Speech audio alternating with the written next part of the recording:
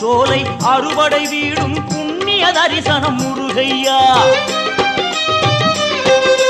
திருநீர் அணிந்து வரும் போது நெஞ்சில் நிம்மதி பிறக்குது கந்தையா.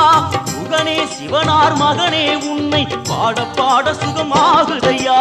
வேல் முருகா அரோகரா அரோகரா வேல் முருகா.